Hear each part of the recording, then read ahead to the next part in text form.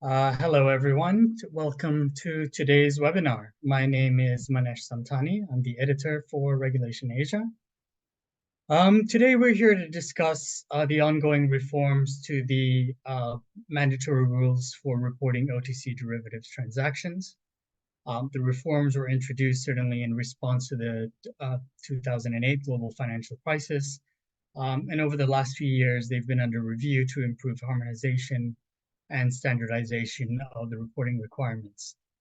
So we've seen reforms progressing in the US, EU, UK, Canada, Japan, Australia, Singapore, Hong Kong. So today we are here primarily to discuss the changes coming up in 2024, some of the jurisdictional nuances and implementation challenges that in-scope firms are facing. We have quite an esteemed panel with us today, who I think will be starting to turn on their videos now. But just as a quick introduction, we do have a lot to cover, but I'll do some quick introductions.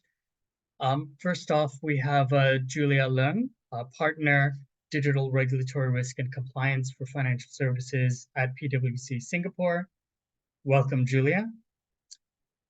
We have Alex Orgaz-Barnier, Senior Manager for the Market Infrastructure team at ASIC in Australia. Welcome, Alex. We have Prateebha Narayan, Executive Director, Head of Operations Controls and Transaction Reporting for Asia ex-Japan at Nomura. Hi, Prateebha. And we have Hovland, Vice President for Operations, Data and Enterprise Solutions for APAC at Broadridge. And last but not least, of course, Priya Kundamal, General Manager and Head of DTCC Data Repository in Singapore. Welcome. So just a very quick set of housekeeping before we kick off the discussion.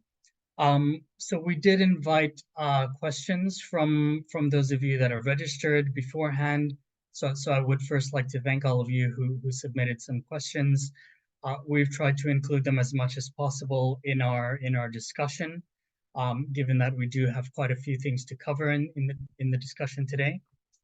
So we'll try to address your questions throughout the discussion, but also feel free to keep sending questions if you find anything unclear or you'd like further elaboration. Anything we don't get to during the discussion, we'll try to respond to by email afterwards. Can I also remind all the attendees that the webinar will be 1 hour and 15 minutes total. We decided to make it a little bit longer than our usual 1 hour just because of the number of panelists we have and certainly the number of topics that we're hoping to get through. A number of you asked whether the recording will be able afterwards. The answer is yes, we will have a recording available afterwards. But in any case, I hope you can all stay till the end. So yeah, I guess that's all the housekeeping from me. Without further ado, I'd like to kick off by first acknowledging that we do have a big event in this space coming up next week. And that is the second phase of the CFTC rewrite, which goes live on the 29th of January. So the first phase of the rewrite was in December 2022. I wonder if we can start with Carl. Perhaps you can start us off by talking a bit about the CFTC rewrite. What's different about this second phase? What will in-scope firms in APAC actually be looking out for? Go ahead, Carl. Sure. Thanks, Manesh, and thanks very much for hosting, and of course to all the other panelists who are joining us. So yeah, CFTC rewrite phase 1, as you say, was December last year. It's the first major revision on CFTC, and in fact, kind of kicking off a wave, as we know, of revisions across all the other kind of G20 jurisdictions. So, broadly limited, probably focusing on the kind of general theme of equivalency and the CPMI IOSCO reforms. It introduced a number of new fields to the regulation, most notably the CDE field.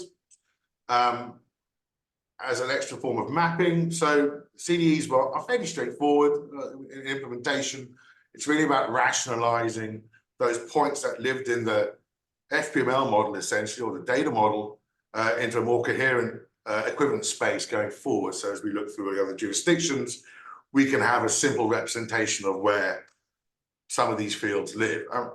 A number of them are ones we already had, expiry dates, strike prices, spreads, but they also introduced some more flags, such as a federal entity indicator or the SEP indicator, which you didn't have to report before, but you would normally have. Most of these fields we would expect, we see in our clients at Broadridge, this data would be coming into the reporting engine, but not necessarily being used, perhaps more metadata around how you would process and how you would report. In addition, and perhaps most majorly, collateral was added to CFTC in the rewrite, phase 1 last year, new to CFTC reporting. I mean, obviously, we've been doing that for ASIC and EMIR for a number of years. Notable in its difference in that we have to report IM and VM valuations separately. So multiple portfolio codes, a level of aggregation required for a lot of our customers and a lot of the industry, I'm sure, to separate those values out or get them into the engine in a way that may not have been available in the past. Some challenges there as well, as far as the portfolio code which you use to tie your valuation to your actual trades appears in the valuation message. And so it's lots of timing issues about how do you assign the collateral, the linking between the collateral and the trades in a timely fashion. The link message, which we used to use in the past for ESMA, wasn't available. So that was certainly a challenge, and one I think is well resolved by now. I think finally, just kicking on what we did last year, the other kind of major change is more emphasis on reconciliation. So strictly speaking, the requirement is to reconcile all of your swap data. So everything you report where you are the reporting counterparty, you would need to reconcile. Previously, you were limited mainly to the kind of port rec. There was some discussion amongst the industry about whether it's every single field or it's what's actually stipulated. But nevertheless, a real emphasis on the control process after you've reported. And it's a major extension and obligated to an extent for the first time for CFTC. Moving on to phase 2, which, as you say, is Monday. The major entrance there is UPI. So Universal Product Indicator, which I'm sure we'll talk about in much more detail later, supplied by ANA DSB. So essentially, we need, rather than having the normal kind of taxonomy, which we've known and loved for so many years, it's adding in another a taxonomy as such, indicator, which kind of generally fits in between ISIN and CFI in its granularity. So we are a few days away from that. It's been a relatively smooth path here at Broadridge to kind of, for our clients to kind of make that connectivity, to bring down from ANA, not so much of a challenge there. They've been available for a long time to be very supportive, I think, in making sure that the industry is putting their time to test for that. However, at the same time, it does introduce a lot more validation based around the UPI that you present. So in the past, that extra level of validation that I know Priya at DTCC, they're pushing through the through GTR to make sure that your actual data within your message correlates directly towards your UPI. So there's certainly been some data challenges around that. I think we will see come Monday how it all falls. The uplift, everybody will have to uplift their positions to add UPIs this coming weekend for Monday. My opinion is it's going to be relatively smooth. We'll see some anachronistic problems, most of which I'll expect to kind of appear after a few days after kind of reconciliations have been run, control processes are all understood, day 1, day 2, day 3. I think for APAC, it's very much a watch this space. It'll be interesting to see quite how this validation, as a result of the UPI, impacts the full set of reported data. For UAT, you're in a controlled place. But with prod, all those edge cases come in, that the wide gamut of product types and nuances, and so it's going to be an interesting few weeks. Very much watch this space for what that means going forward throughout the rest of the year. Thanks, Carl, for that. And certainly, I'm sure we'll all be watching this space next week and moving forward. Certainly, we have a few other deadlines coming up relatively soon in April in Japan and in the EU. Maybe Priya, I wonder if you could briefly tell us a bit about the status of preparations for these rewrites. Maybe you can talk also a little bit about how a global trade repository copes with updating the repository for all these revised requirements at this scale. Potentially, Prateebha, you might have something to add about how all of this impacts APAC jurisdictions as well. Thanks, Manesh. I'll go first, and then I will hand the reins to Prateebha.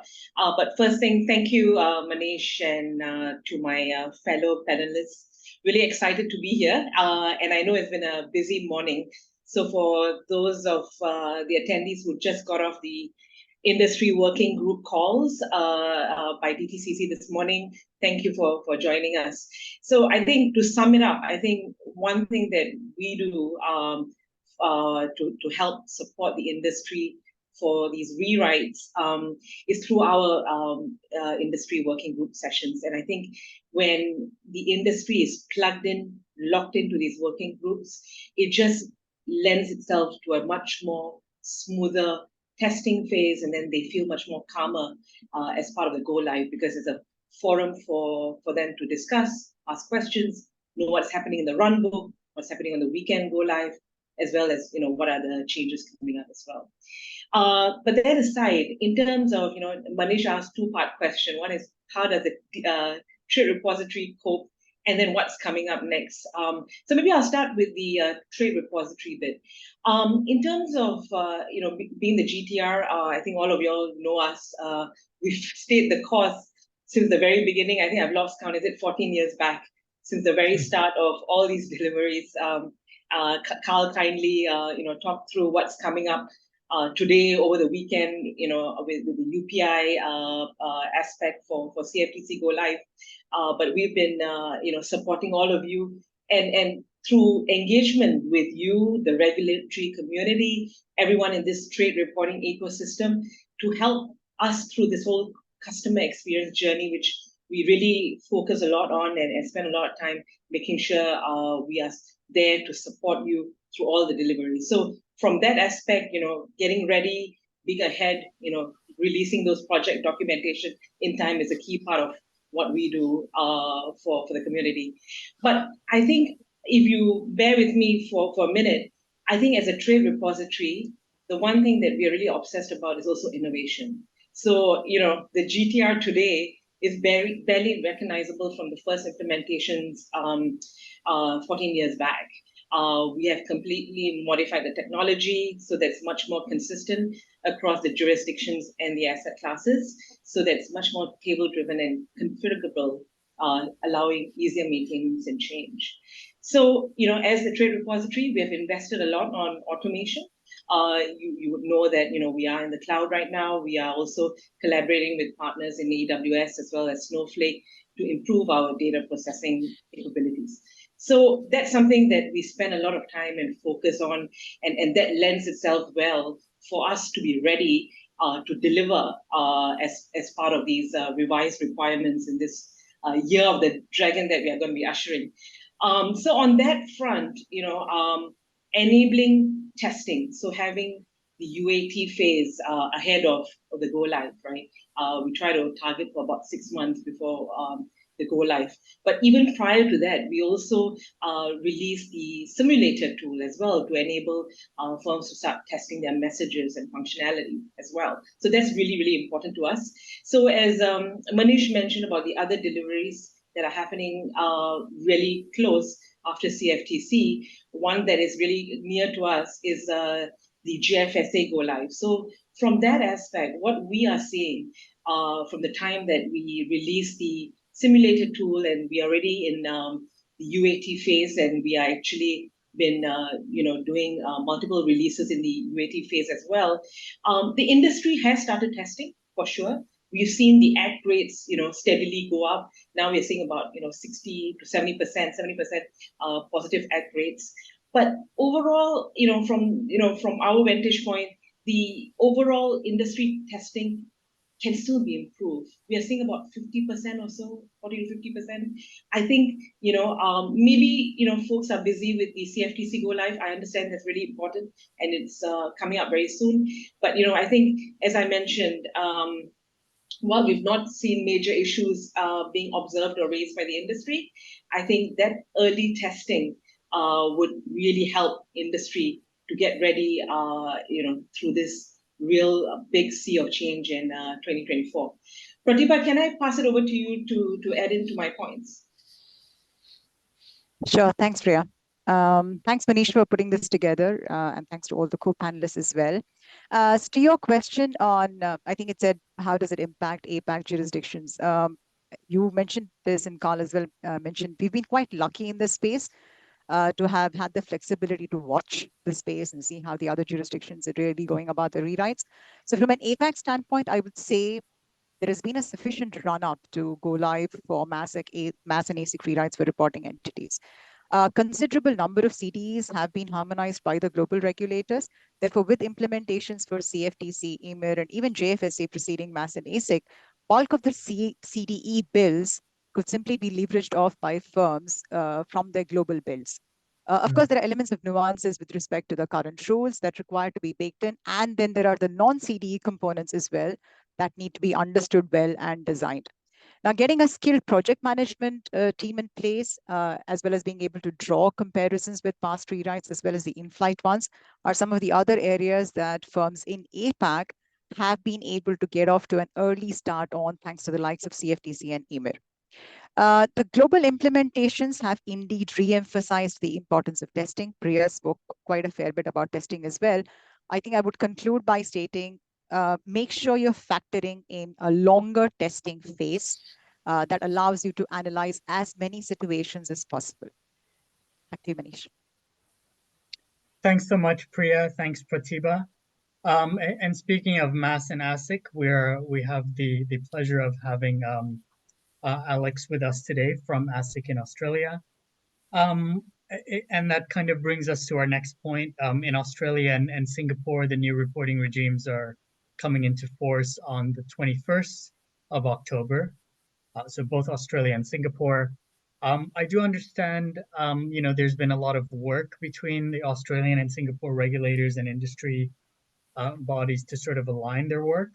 And we've talked about this a bit in the past, Alex. I wonder if you can kind of talk a little bit about that journey towards finalizing ASIC's rules.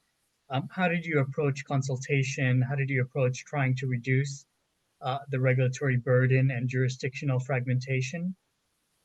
Anything you'd like to share with us on that? Sure. Thanks, Manesh, and hi everyone. So yes, we have been working closely and regularly with MAS, also with Hong Kong and Japan, in developing those rules. And as you say, we are approaching the end of that journey. In Australia, we consulted to harmonize the trade reporting rules back in 2020. And we made the trade reporting rules in December 2022. So for the last year, we have been now turning our focus on the implementation for this commencement date that you just mentioned of 21st of October this year.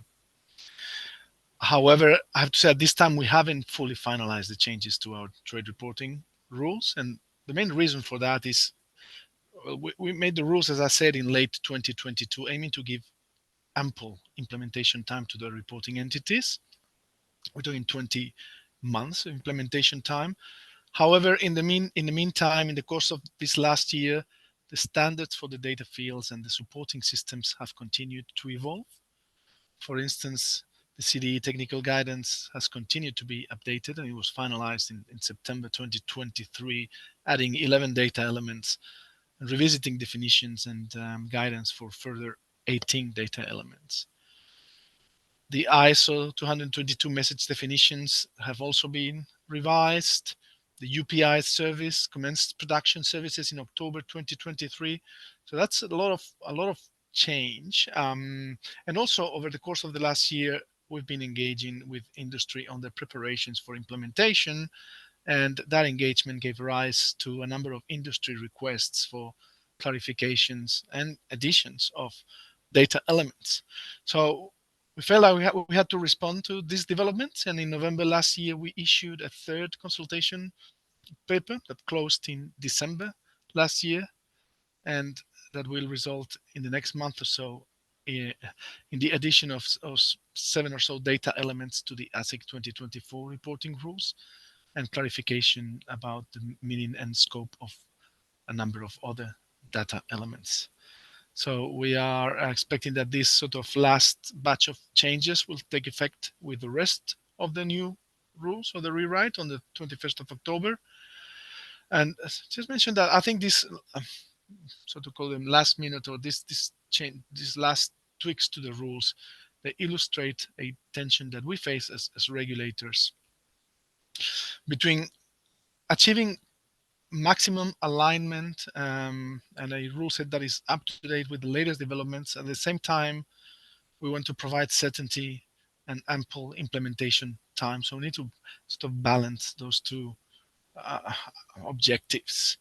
But once this change are made, we will have finished framework as it relates to CDEs, and we will continue to work with industry to assist with their implementation efforts. Thanks so much, Alex. And certainly, you know, from our previous conversations, it's been quite clear that a lot of work has gone into kind of trying to harmonize as much as possible.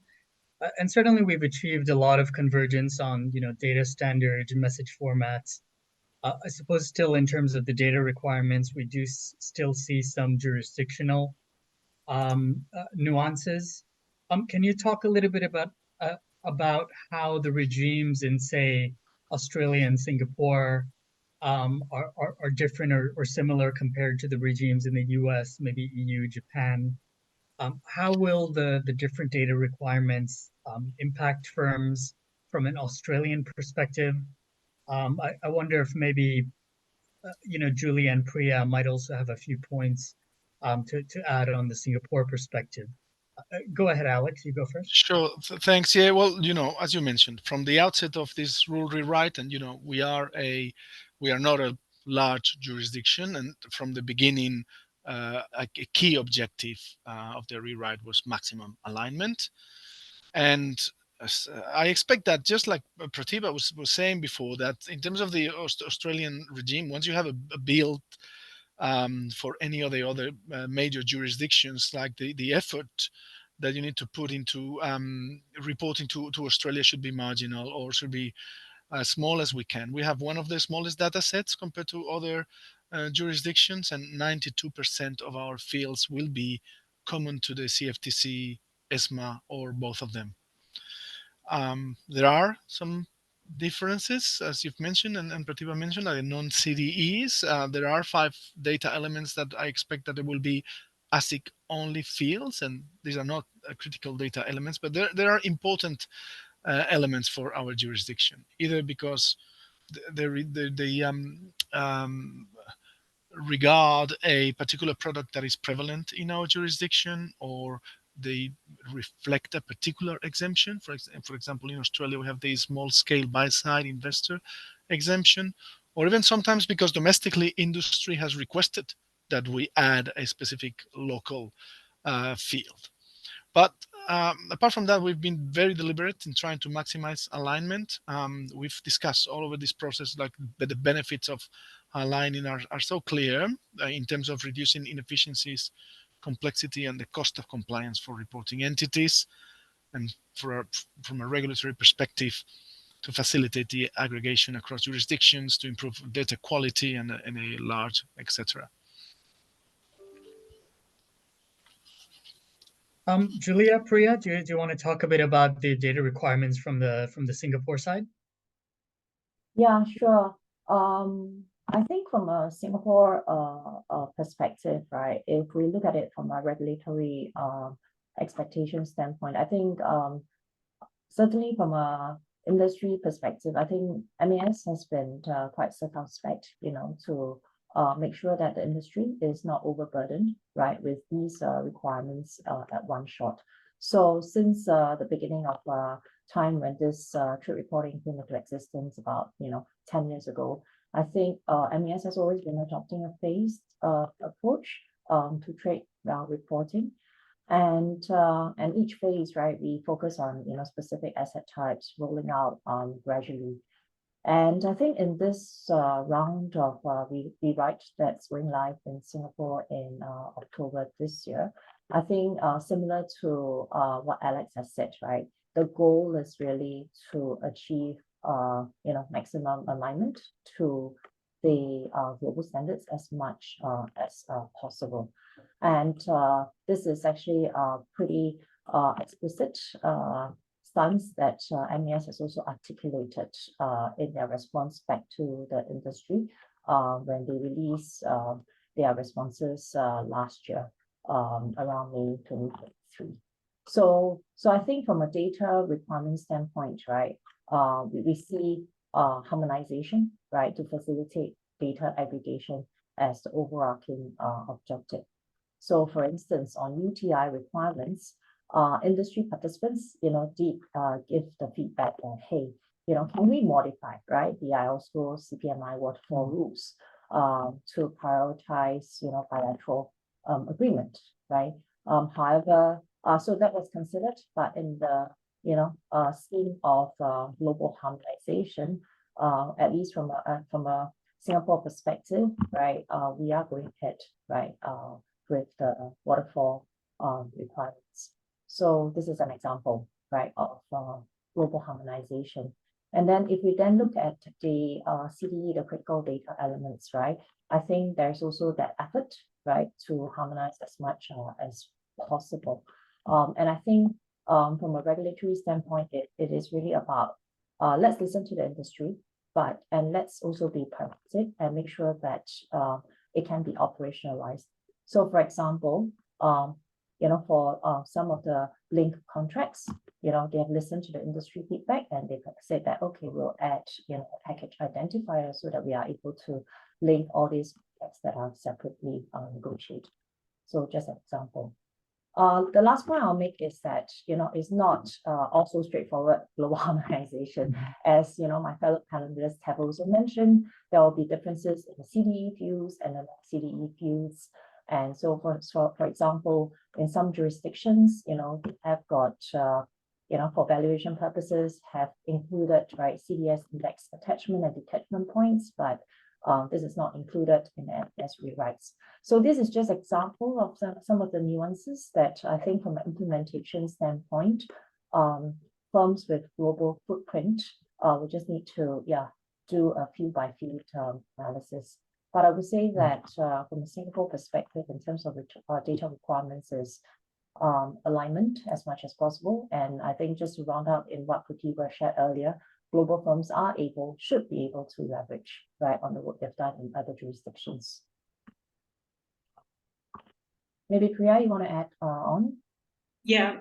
Thank you, Julia and Alex. You all have actually touched a lot of ground, and actually I want to call out and from on behalf of the panel as well as the industry, the work that ASIC, MAS, the APAC 4 and the global regulators have done to achieve this level of harmonization as we go into the rewrites in 2024. It's been quite remarkable, the journey. But I just want to summarize some of the points that Julia made, Alex made, and then also provide you with some high-level stats where there is fragmentation, but where there's an opportunity. So if you can bear with me, let me just kind of summarize the points made by my other panelists on this topic. So yes, because, one of the side effects, as both Alex and Julia mentioned, the previous lack of harmonization has been the inability to aggregate this data from a global systemic risk perspective. And today, still broad jurisdictional differences do exist. Single-sided versus dual-sided. Of course, you can get down to the levels of the data fields as well. But let me assure you, with the introduction of the UPIs, ISO 222 XML messaging schema, as well as the adoption of the CDEs, being largely consistently applied, there's now an opportunity for us to reuse that code in a different way within the systems we have today. That is the opportunity to unlock this from a global systemic risk perspective. So just want to bring everyone back to the purpose of why we are all collectively listening in today and working so hard in this journey.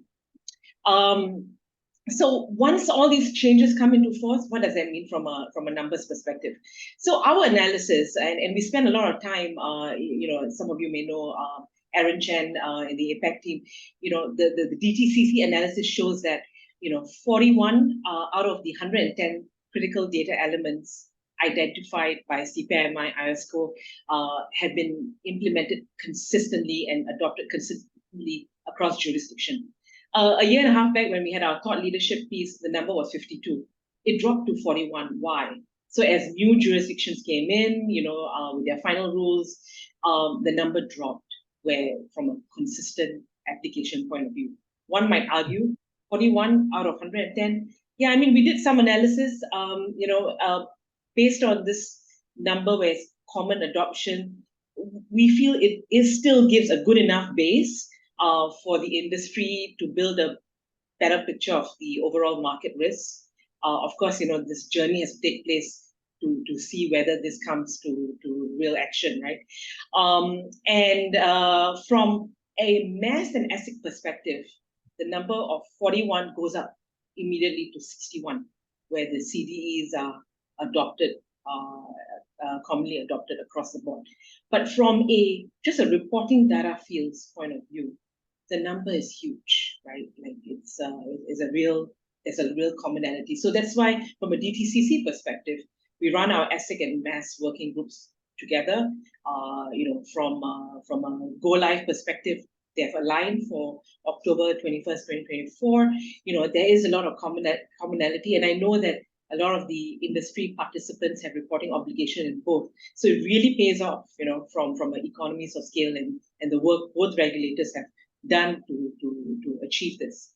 And then from a global scale, as we started this panel where, we're looking at CFTC implementation, ESMA, EMEA implementation, those are important too, because a lot of the APAC jurisdictions like MAS and ASIC have adopted either CFTC or ESMA kind of fields, right? So if you are a global reporter and really working hard on both of these deliveries, it will lend itself well as you think through your implementation for both MAS and ASIC. Manesh, over to you. Yeah, thanks so much, Priya. And again, I think so far we've kind of talked about quite a lot already. We still have quite a bit of ground to cover. Let's turn focus a little bit towards some of the more specific aspects of implementation. Maybe we can start with ISO 20022. I understand this is seen as a relatively big change that has been challenging for some firms. Probably we won't be able to spend too much time on it. But I do understand it'll be first introduced in Japan in April. I wonder if, Carl, can you talk a little bit about what ISO 20022 adoption means for in-scope firms? Why has it been challenging, and kind of what are the ways firms are adapting? Sure. Thanks, Manesh. I mean, fundamentally, we've been reporting to various jurisdictions and obligations primarily, especially if you're going via DCC and FPML. For MiFID and SFDR, well, actually, there's already been some ISO 20022. So for those firms who are impacted by that. But fundamentally, it's normally been based around FPML. FPML is a verbose, highly referential highly suitable model. It's very good at expressing what it needs to do, but it's complicated. ISO 20022 in its nature is actually, at least we see it at Broadridge, as a more simplistic message format. And this is what we want to achieve, right? As Priya was talking to a moment ago, it's about how do we simplify and standardize this reg reporting process as a whole, right? This is what everybody's driving to for, I remember when EMIR came back in many years ago, equivalency was the buzzword then, and here we are a decade later, and we're still striving to find that equivalency. And these are great inroads to getting there. And ISO 20022 is a big step in that direction. So as a technical challenge, it's possibly more simplistic. Where I see the bigger challenge over this next year is the staggered adoption of ISO 20022. So we start with Japan, as you said, Manesh, and then we'll roll out through EMIR, ESMA, and then the FCA as well for the UK, and onto MAS and ASIC. So over the next 9 months, for those people who have multi-jurisdiction obligations, you have to maintain an FPML for CFTC in Canada, perhaps. You may have, you'll be ISO for EMIR. You'll still be FPML potentially for the other regimes. And what we have through that journey is multiple different code bases, essentially. In the good old days, you could, well, good is speculative, you could report single message, single jurisdiction, right?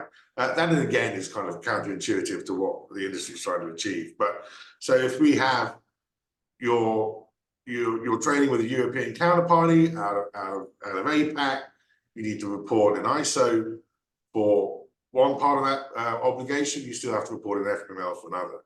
So how do you maintain good governance over those translations? What impact does it make to your regression testing? How do you operationally need to make sure that you're, whether you're in-house or vendor, it's largely the same problem. How do you maintain that kind of quality through all that? How do you make sure that a change you make in April for EMIR isn't going to damage what you're doing now, and subsequently when we get to a more harmonious future in October, are you still going to be aligned? So that's a real challenge.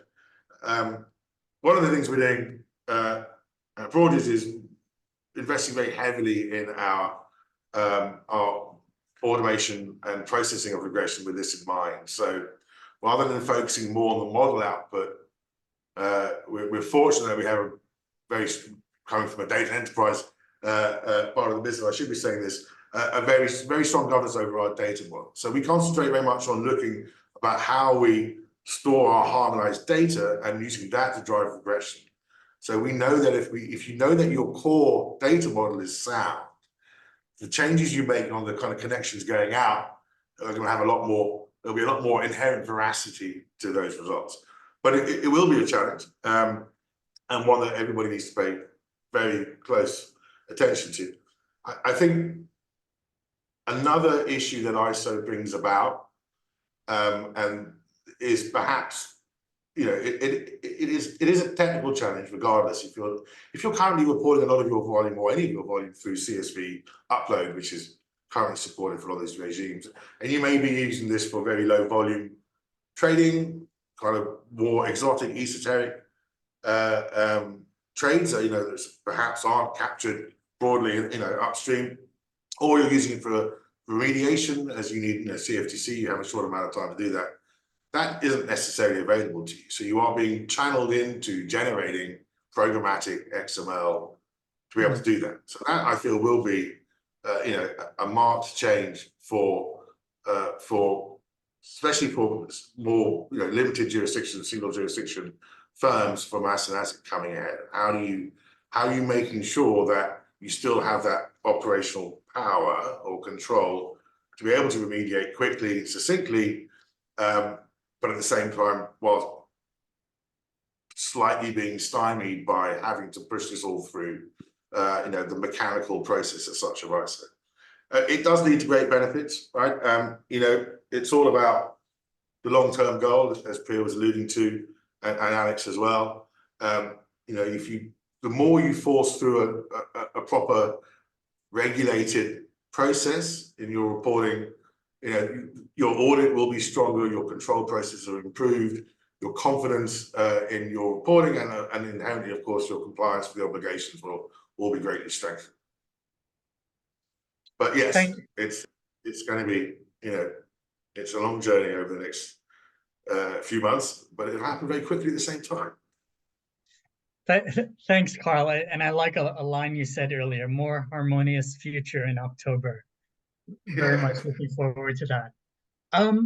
Yeah, I guess I'm just kind of moving on from ISO 20022. Another important change is the introduction of the UPI, a completely new way to provide, you know, we've mentioned this earlier, that the service just launched in October, I believe. But it's a new way to provide a consistent way of describing products across regimes. Prateebha, could you talk a little bit about the UPI in terms of pros and cons? What are the big challenges for implementation? Sure, Manesh. The unique product identifier, or the UPI as we call it, is a unique theoretical concept on paper for all jurisdictions at the moment, as I see it. Now, based on what we know from the theory, is the greatest advantage is the fact that the centralized disbursement by a single provider aims to keep this identifier unique. But where the issues start are the postulations around the operational challenges. Unlike prescriptive rules on many reporting elements, none of the regulations prescribe who must obtain a UPI. Now, let me try and elaborate that a bit. If you look at UTI waterfall on one hand, for example, there is a direction provided on who generates the identifier, who consumes it, and so on and so forth. But in the case of UPIs, both parties to a transaction could very well be knocking at Anna DSB's door to get a UPI. Now, the operational challenges do not stop there, really. UPI, like many other static data, is not a simple piece of static data. There's much more to it. It's a combination of multiple attributes. It could vary based on the way your trade is booked, the way your underlying information is hosted. Now, the question is, what if the attributes that combine to form a UPI are defined differently by the two parties to a same transaction, especially in the case of exotic or structured trades, which could be booked differently by different firms? How unique can the industry then expect this identifier to really stay? Don't have the answer yet. Now, as we speak, I'm sure most of us are waiting to see how UPI reporting transpires with CFTC starting next week. A lot of what I just spoke about, is it simply conjectures, or is there more to the whole UPI concept that we haven't even thought about? Yeah, that's interesting. I've talked to Carl about this before as well. You know, certain scenarios where you know, two sides of the same trade might be reporting a different UPI. Carl, do you have anything to add to that? How do you see these sort of challenges being resolved? I don't know if you have any specific examples where this could occur you want to share. Well, certainly what Prateebha just mentioned is completely on point. You know, you know, UTI has a unique product identifier which is not atomically unique to a trade because of dual-sided reporting, right? So this is something which is affecting APAC. It's going to be less of a problem clearly on the single-sided jurisdictions over in North America. I mean, yes, you know, settlement type, certainly it's one of the key fields. I mean, I think that, you know, beyond structures and those kind of nuances, there are interesting elements in some of the non-standard trades. So, you know, if you look at something like an FX trade, right? Okay, it's your settlement type, it's price, it's a date, it's not particularly complicated as far as what you pass through, and therefore the validations are simple. But if you go to a non-standard, you know, you have to report the UPI of the underlying. Okay, well, there's another place I have the same challenges that Prateebha will find, same challenges Prateebha just said. So you're doing a non-standard trade with the UPI of an underlying, which again may not be aligned because it isn't a, you know, there is no waterfall on it. And then further, if you don't have the UPI for an underlying, you have to report out the characteristics on that underlying trade kind of harkens back to the MiFID 2 days where your fields 42 to 56, whatever the structure, when you didn't have an ISIC for your underlying. So you've got all these extra points of risk around the data, which perhaps they're lower volume places, but there's still all these areas where you could quite quickly be in disagreement with your trading counterparty. I think the other thing that's interesting is with UPI is where or when do you get that, right? So are you taking this in upstream? Is it something, much as ISIN is widely something you would expect in upstream in middle office, front office, it would be something you capture early. UPI at the moment, as a relatively new nascent thing since October, you see it much, there's a lot of people, I think, a lot of firms who will be looking at ingesting that at the point of reporting. So, is that a sensible place to be? I mean, one would hope as we mature and it's more commonly adopted throughout OTC space, that it would be as high up as possible. But then if you have it high up, you also have the issue where UPI's change. We have a daily delta coming down from out of DSB. Your UPI you reported on a trade yesterday, you're doing this as an extremely similar trade today. Is it the same UPI? Well, it may not be. Okay, so you have to go and check again. Is that going to come from upstream? Probably not. What if do you need to then remediate because the UPI has changed in some fashion all of your previously reported transactions? Well, yes. So how does that work? And that's much more of a reporting engine process. So there's a lot of flexibility, a lot of variety in how and where that should be adopted. And further challenges around, if you are having to author your UPI, there is no UPI, it needs one. So you go into an DSB and you author your UPI, or you have it issued much as you would do again, as an SI for MiFID 2, where under that regulation, Anna will go and issue a brand new ISIN. But that may not come down till the next day. So some obligations, you don't have the UPI you need until T1, T2, possibly. What do you do then? Do you report and then have to remediate and exit and re-report? Do you hold things back? So there's quite a lot of challenge there, which I don't really feel is established. I mean, the industry works hard to find best practice, but until you're really live and finding out these issues, it's hard to kind of do much more than best intentions.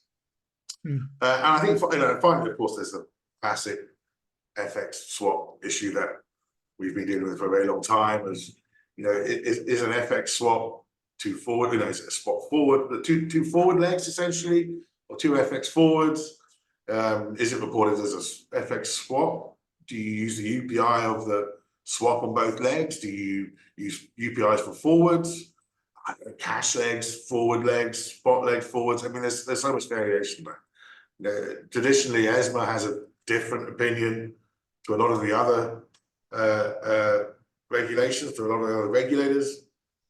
It's still kind of unsettled. We see across our clients and across the industry quite mixed opinion on how you should do that.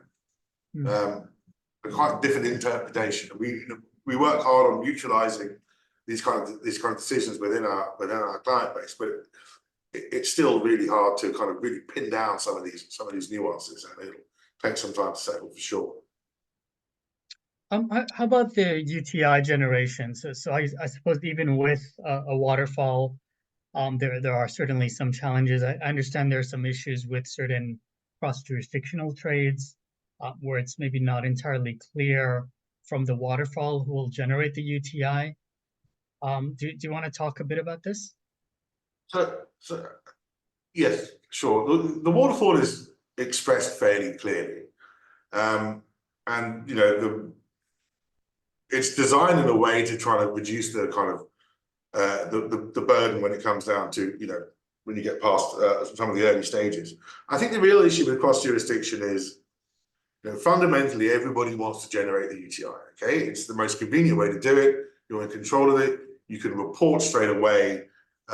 You're able to kind of get that through intraday. You don't have to wait to the end of the day to things. You know you've met your obligations. You can move on.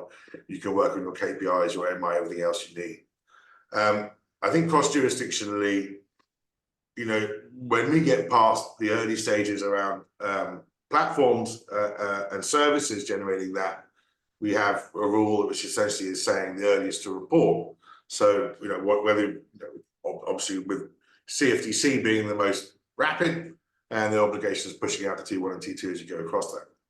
So that's not a bad thing. But if your European counterparty is issuing the UTI and you need it out here in APAC, ASIC, for example, particularly, how quickly can you exchange it? How long are you holding on before you get your data? This all leads to operational cost, right? It's more people in Reg Ops having to have more process, more control, more audit, more remediation to do. So it adds risk and cost. And in addition, I mean, we talked earlier about ISA, about the different adoption points. So that's the same for UTI. So Europeans from May will be using UTI waterfall to use ASIC again. You can still report with your internal ID, right? That's perfectly valid. So you're going to want to, a lot of firms will want to report without internal ID to meet the obligation, but then you have a point in October where you need to go and find that old UTI because it's already reported and adopted. So again, it's adding extra burden and cost, and what you need about that, again, I've said this before, tight procedural processes to be able to find these trades, identify them, flag them, take action. Ideally, in an ideal world, as automatically as possible, and then make sure there's valid audit and controls around that. Because at the end of the day, regulators come knocking as well. Right? So you need to know why you made the decision. So traceability and a lineage process required around that too. Prateebha, do you have anything to add to that? Hi, Manesh. I think Carl covered most of the ground here for UTIs. I think all I'd like to say is, unlike unique product identifiers that we spoke of a couple of minutes back, unique trade identifiers, according to me, is a very well embedded concept. While APAC may not have had matching and pairing of UTIs until the rewrites, we have been generating and consuming UTIs for most part. And given UTIs is one of the many reporting elements that reporting entities need to worry about, I think it's important to contextualize the scale of the problem here. Since you referred to cross-jurisdictional trades specifically, Manesh, the cross-jurisdiction or the pseudo-jurisdiction eligibility determination is around step 5 of the UTI waterfall that we again spoke about. Now, most APAC jurisdictions except Korea has a T+2 reporting obligation, which means where trades with global jurisdictions are involved, you'd likely be consuming the UTI already reported in that sooner jurisdiction. Now, coming to trades with APAC counterparties, these will typically fall into your bilateral agreement step of the waterfall. It's therefore important to understand what percentage of your trades fit into the first few categories of the waterfall, i.e., executed on a trading venue, CCP cleared, electronically confirmed, and what is the residual population that you think would go through to the sooner jurisdiction or the bilateral agreement section of the waterfall, and then accordingly invest resources and time and effort to try and understand how you would want to sort that aspect of the waterfall. Now, in terms of the industry effort, there has been a lot of work on this. There has been a concerted drive towards getting a precise understanding of this waterfall. ISDA has been bringing industry participants together across the last almost 3-4 months to try and coordinate a lot of these discussions and get some optimal adoption practices around implementation. Okay, thanks so much. I think so we have about 20 minutes left. I want to talk a little bit about the ASIC and MAS regimes and in terms of regulatory expectations. Alex, would you be able to just kind of give a little bit of your view on the regulatory expectations in terms of implementation?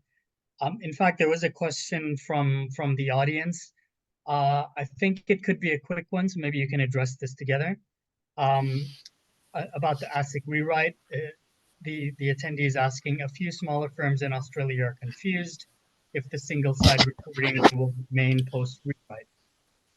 Yeah, I had can answer responded in that. writing, but yes, sure, Manesh. I mean, in terms of our expectations are, you know, that people continue to engage with, you know, the working groups like the one that DTCC, the Priya mentioned just before. We have been running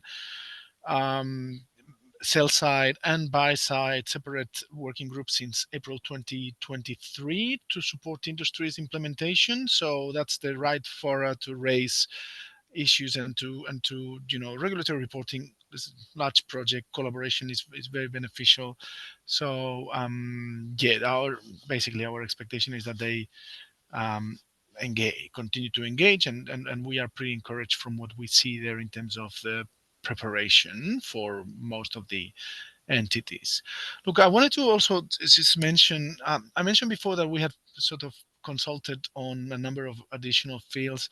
There's another consultation that we have in the pipeline that we are expecting to release in the next few weeks, maybe in, around mid to late February, to address some of the particular issues that we have in our current framework that we think are not working and that we want to fix. One is to simplify how we exclude exchange traded derivatives from our regime, providing like a very comprehensive, like a definition rather than having a list that needs to be updated.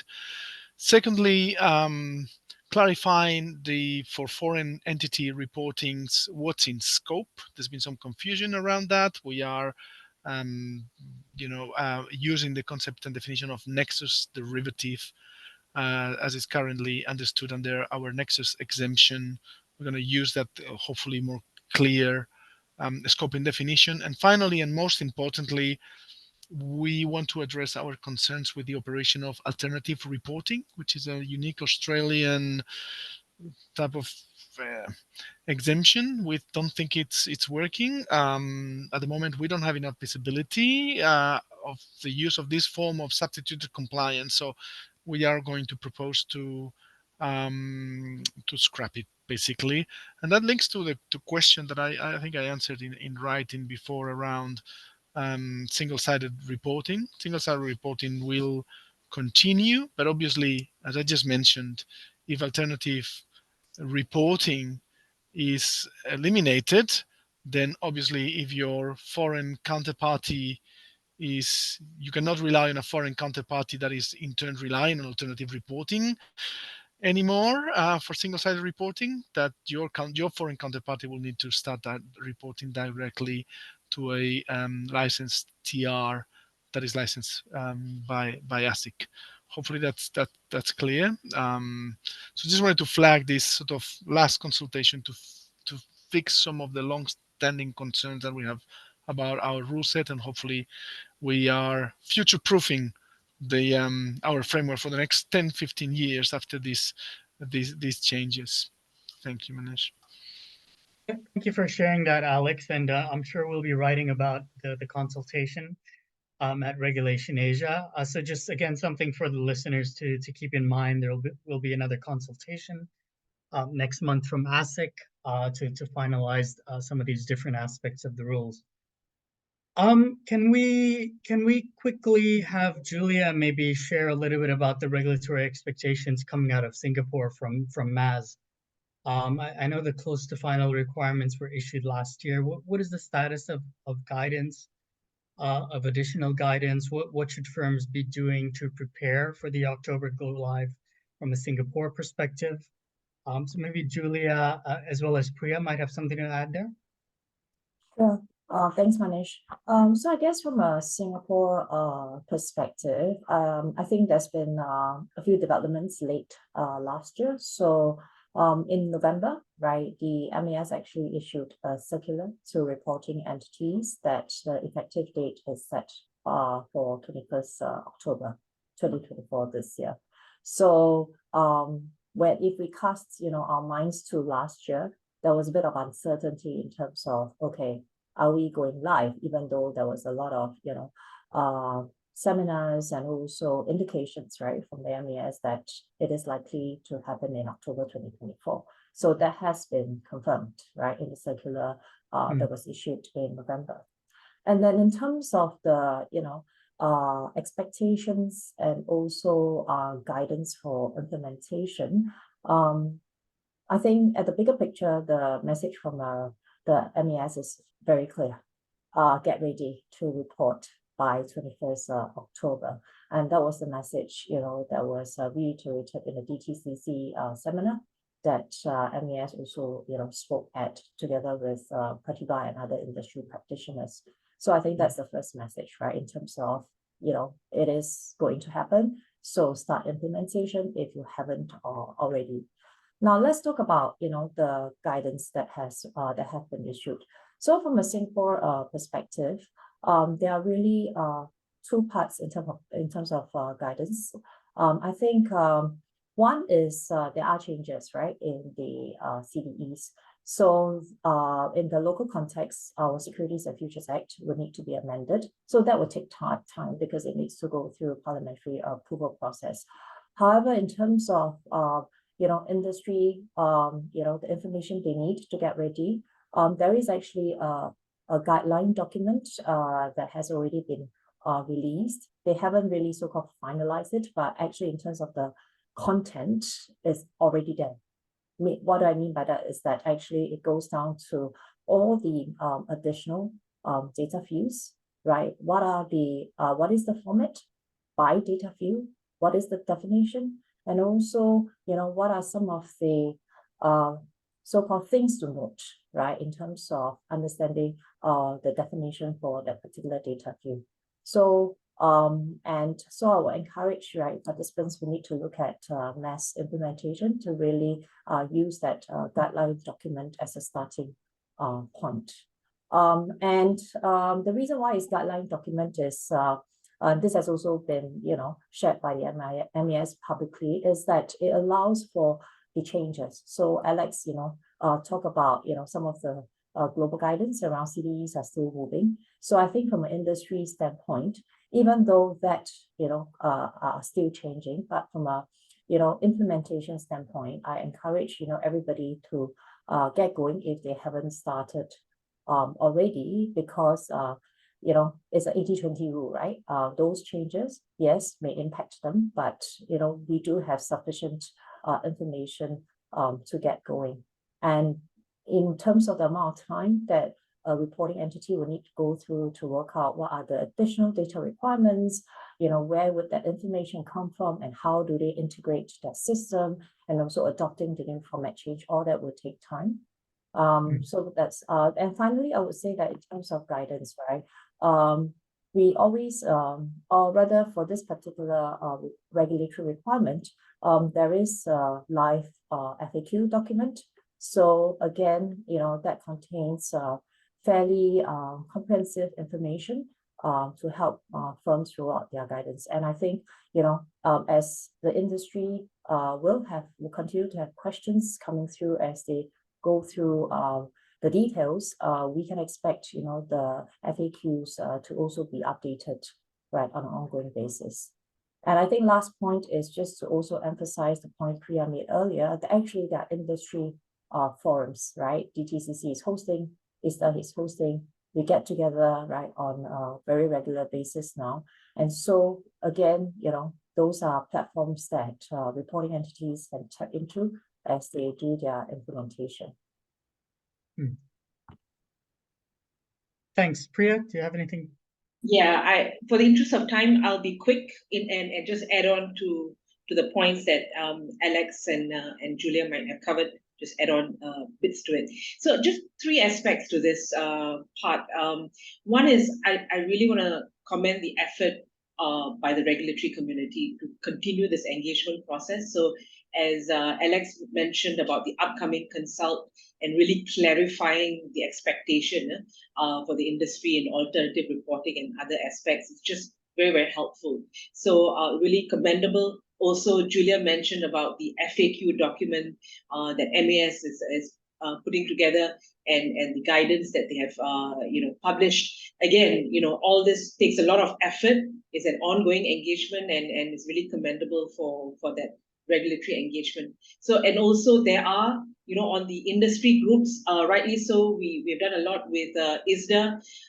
There's also buy-side working groups as well, IMA and IMAS, as well as SAS. So as Julia mentioned, we did have a forum before year end where the MAS actually provided clear guidance and basically a call to action to industry to work towards the October 21st, 2024 compliance go live for MAS as well. So that was really clear, and Julia went through the documentation that's been out from the regulator.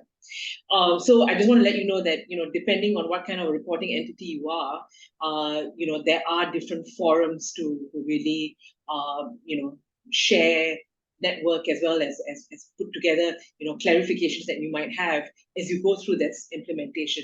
It's a journey and we are all in it together, right? So, if you do need help, you can reach out to DTCC. We can channel you to the right industry groups as well. And lastly, on the trade repository working group. So yes, we do have APAC working groups, ASIC Mass working group.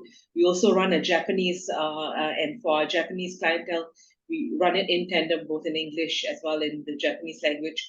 But globally, we do run working groups for the industry community across, right, for all the global implementations coming up. So, and that's a forum to really cover through details on the project documentation, which has already been released. So there was a question that came up, live on, overall readiness. How do I get ready, and what do I need to do, if the UAT phase isn't open up for MAS? Okay, but the documentation is there. There is already, the functional change document, also the message specs on, the detailed formats on all the data fields and business rules and XML parts. Also, usage guidelines information, that supplement these message specs. So really, all that has been really worked together with the regulators. So, that is a way for you to get started. Also, great news, hot off the press, also in terms of release of testing. So we do have the ASIC simulator tool to test your messages for the upcoming ASIC go live as well. That just got released yesterday for the industry. So again, we keep rolling tools out and enable testing and provide a lot of content on documentation. So if you are not in those working groups, please join them as soon as you can. We are happy to help. And also we do have a repository called the Learning Center where you keep all this content, also a way for you to engage with things that you might have missed. All right. So Manesh, I'll pass it back to you. Thanks. Just kind of to finish up, maybe we can talk a little bit about some of the key decisions that firms need to be making. Maybe Prateebha, I don't know if you want to talk a bit about the reporting architecture. Julia, maybe in terms of project implementation, addressing the practicalities of implementation. Go ahead, Prateebha. Sure. Thanks, Manesh. I'll try and keep it as short as possible. You could potentially write a book on reporting architecture. But from a reporting architecture standpoint, there are a few options available to reporting entities. And now what option you adopt is entirely dependent on your firm's internal capabilities, your jurisdictional reporting obligations, and most importantly, your firm's internal cost structure. The first option, and probably the most straightforward one, is the self-reporting or in-house reporting, where you would use your in-house staff to prepare and submit the reports to the trade repositories. The best part about self-reporting is that, excuse me, is that it's fully customized to your needs and your requirements, which counterintuitively is also a disadvantage in many ways, which I'll come to shortly. You would have full control over your report submission, your associated controls, MIs, dashboards. You have experienced personnel. You would build institutional knowledge from project management to change management to operational staff, all good stuff. But on the flip side, it's expensive, consumes time, efforts, and the same customized build, which was an advantage a few seconds ago, starts playing back as a disadvantage. From minor to major rule changes, everything from your technology architecture to your report production to control design, everything needs amendment. And this starts playing on your costs. So that's option one. The second option is vendor reporting or assisted reporting. Essentially involves engaging a vendor who will assist you in your report submission obligations, report preparation and submission obligations. There are quite a few players in the market, and they support most, if not all, global jurisdictions. In this model, you would simply outsource your report preparation and submission responsibilities to a vendor. But remember, the ultimate accountability or the reporting obligation continues to be with the reporting entity or with you.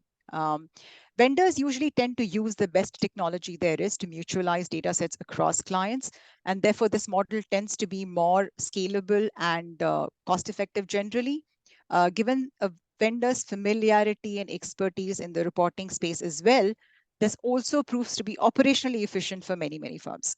Flip side, service levels of vendors may not fully meet your expectations. Inability to control your reporting process if the vendor solution does not fully or partially meet your requirements. There is an almost complete reliance on the third-party vendor while you are still answerable to the regulator. The third and the last option is delegated reporting, which enables one firm to report on behalf of another party, but the ultimate accountability and responsibility of reporting still continues with the one obligated to report. Now, for Asian jurisdictions with a nexus reporting requirement, the delegated reporting could pose quite an issue for the delegated party. This means that the delegated party is expected to be systemically alerted of the client's trading nexus at a per trade level to be able to report to one or more of Singapore, Hong Kong, Australia, all of which have nexus requirement. Now, this build becomes exceptionally challenging and disrupts the operating costs of the delegated party, not to mention the legal and compliance concerns it could pose. From the point of view of the client who is obligated to report but would like to delegate, it isn't very simple either. And one of the biggest known cons of delegated reporting is the lack of transparency the underlying client potentially has on the submissions made to the repositories and the feedback from the trade repository on rejected trades or any other issues with the trade submissions. Now, going back to the point about the ultimate responsibility being with the client, this could become a fundamental issue. From a regulatory standpoint, if you look at MAS's rules, this aspect of reporting has been left open to the market to decide upon. ASIC, for example, had a safe harbor provision earlier, which has been removed with the rewrite. While clients could still potentially continue to delegate their reporting, the expectation from the regulators for the client to implement greater monitoring and reconciliation over their trade reporting to ensure accuracy of information. Now, this whole emphasis on greater monitoring and reconciliation indicates a need to have a full suite of controls over trades being reported and accepted, which does not appear to be very cost effective either. Therefore, delegated reporting, in my opinion, has a regulatory compliance implication as well as a cost implication that both sides need to consider. Now, as I said earlier, there is no one size fits all, Manesh, from a regulatory architecture standpoint and what you would like to use. There is no right or wrong approach. It really depends on the options you have. You'd have to weigh your options based on all of these dynamic factors and what works best for your firm. Back to you, Manesh. Thanks. Julia?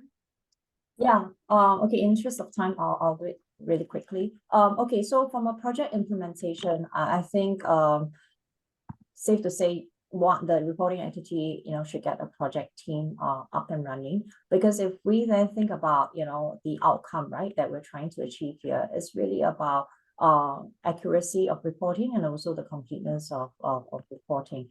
And when it comes to reporting, when we're talking about, data that needs to go from trade capture systems all the way to reporting systems, we do need different parties in the organization to come together, your traders, your treasury ops, legal and compliance and IT team. So first and foremost, get a project team up and running, they should, have the relevant expertise, right? And also the bandwidth, right, to do this complex reg change. Then I think in terms of some of the key decisions, I think maybe what's useful to the listeners is actually to be aware of what are some of the potential pitfalls, right, when it comes to implementing such a reg change.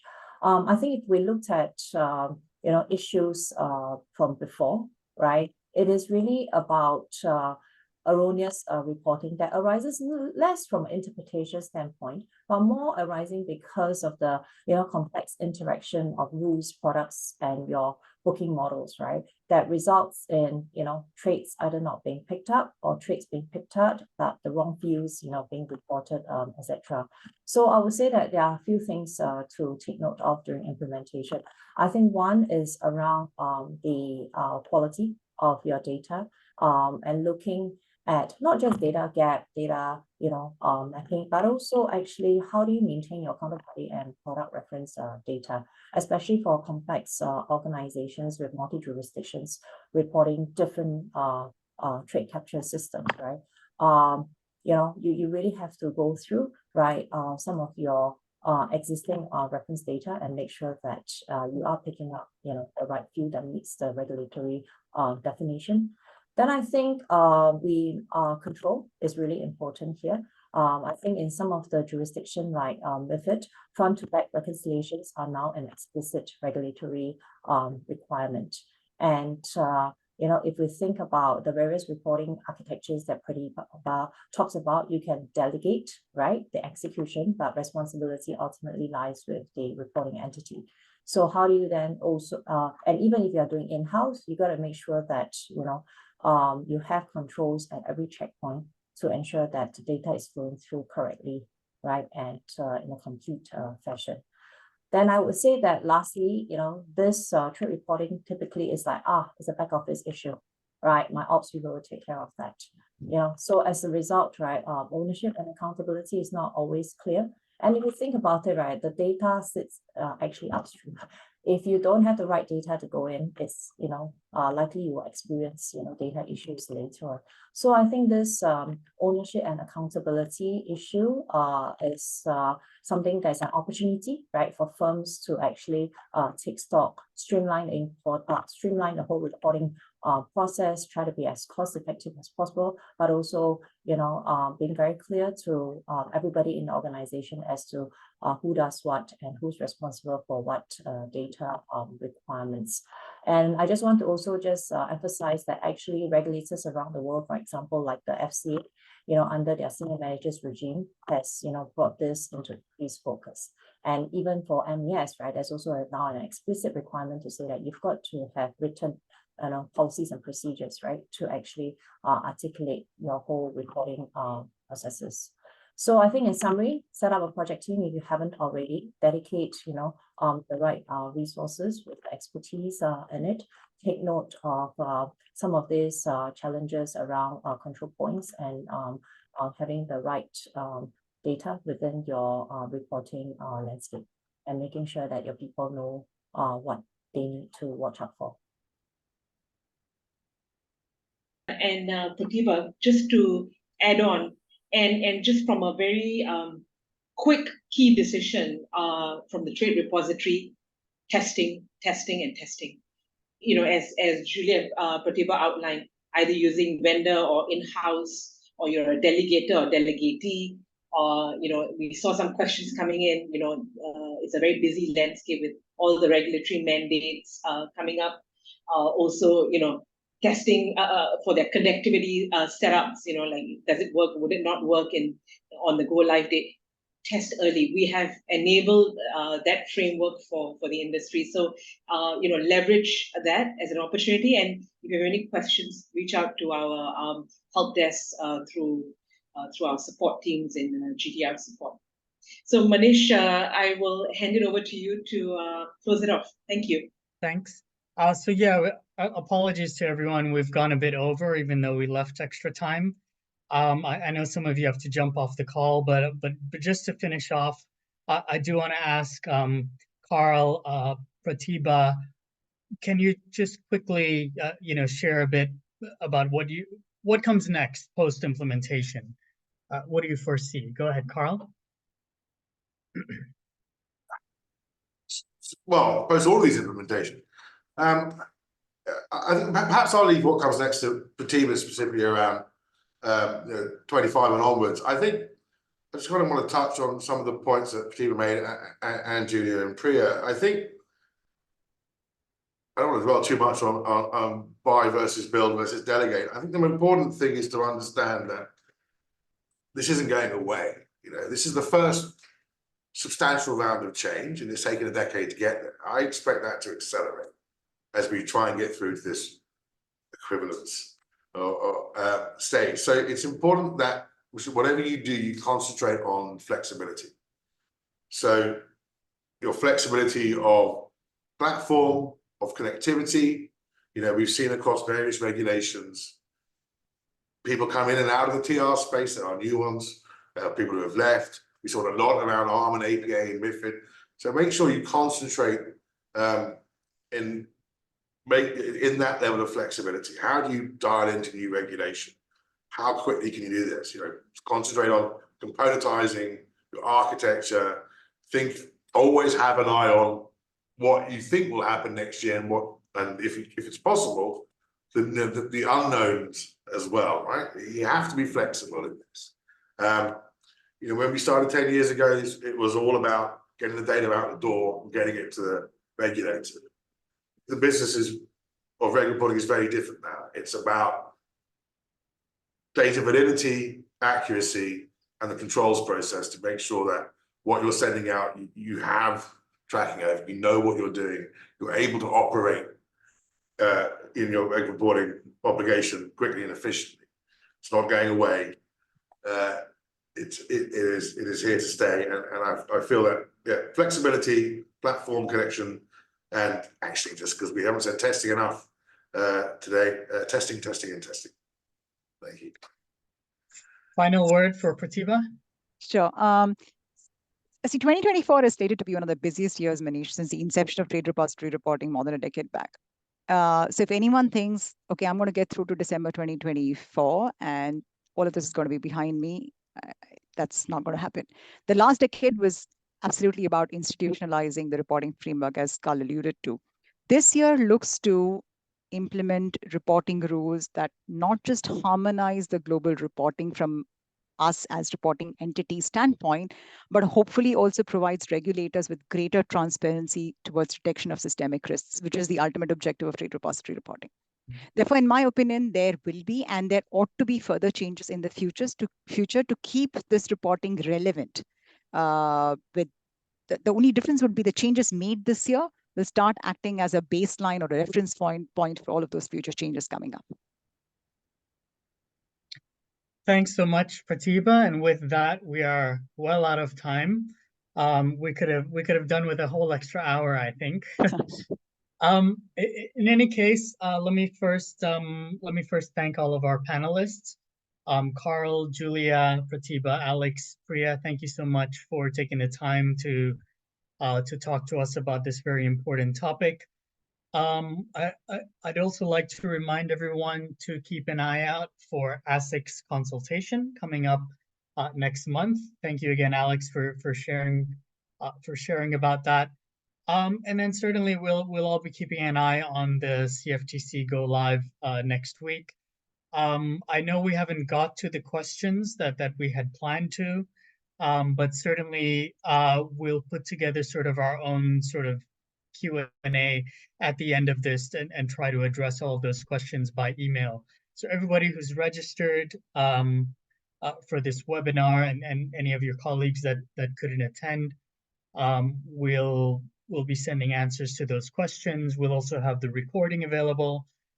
Thank you all for taking the time to join us on this call. And yeah, good luck with all of your implementation efforts and hope to speak to you all again soon. Thank you, everyone. Thank you, Manesh. Thank you, everyone. Thanks, everybody. Thank you. Thanks very much.